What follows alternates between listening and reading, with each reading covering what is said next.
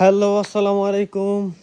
আপনারা আগে দেখছিলেন আমার কবুতরের ফার্মটা কেমন, একদম জরাজীর্ণ মাটি দিয়ে ইঁদুরে গর্ত করে একদম বাজে অবস্থা। এই দেখেন এখন আমার স্মার্ট স্মার্ট কবুতরের ফার্ম। আমি একটু যদি ভিতরে দেখাই আপনাদেরকে, লকটা খুললাম, যদি একটু ভিতরে দেখাই, দেখেন এখানে যতই বৃষ্টি হোক না কেন প্রতিদিন আমি পানি দিয়ে ধুয়ে দিব। এই দেখেন কবুতরগুলো কত মুক্তভাবে উড়তেছে। এই ঘরটা নতুন করে দেওয়ার ফলে আমার অনেকগুলা ডিম নষ্ট হয়ে গেছে, কারণ কবুতর এক জায়গায় সরাইছিলাম, অন্য জায়গায় স্থানান্তর করলে এই সমস্যাটা হয়। যাই হোক, এই যে সুন্দরী দেখেন কত সুন্দর, একটু জুম করে দেখাই সুন্দরীকে। এই দেখছেন সুন্দরী, এই যে দেখেন আরেকটা সুন্দরী, দেখছেন সবগুলা টুফওয়ালা কবুতর, দেশি কবুতর, অসাধারণ। এখন আমার এই ফার্মটা স্মার্ট ফার্ম হয়ে গেছে।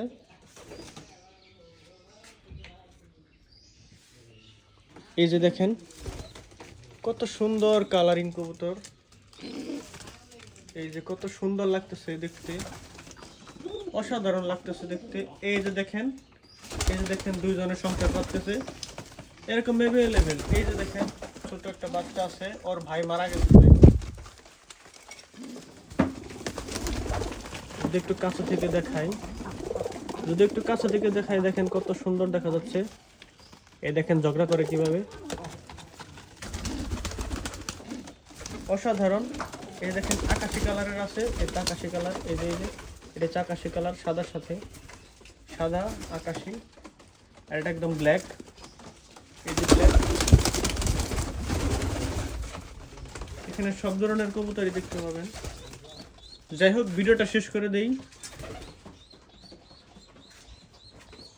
এই দেখেন এখানে কিন্তু আমি মাটির পাত্র দিয়েছি, ওই দেখেন এই যে ভেতরে ডিম আছে, এরকম মাটির পাত্র। সবচেয়ে বড় কথা হলো, আপনারা যে কোনো ফার্মই করেন না কেন একটু পরিষ্কার পরিচ্ছন্ন রাখতে হবে। দেখেন কবুতরের ঘরগুলো কত সুন্দর চকচকা ঝকঝকা, আর ঘরটাও কত সুন্দর স্মার্ট। যদি পরিষ্কার রাখতে পারেন তাহলে আপনার কবুতর থাকবে সুস্থ।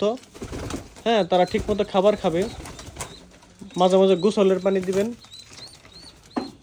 ওই দেখেন কত স্মার্ট লাগতেছে না, কত পরিষ্কার ঝকঝকা। যাই হোক, ভিডিওটা শেষ করে দেই। ভালো থাকবেন সবাই। কারো কবুতর লাগলে অবশ্যই যোগাযোগ করবেন ইনবক্সে। আল্লাহ হাফেজ।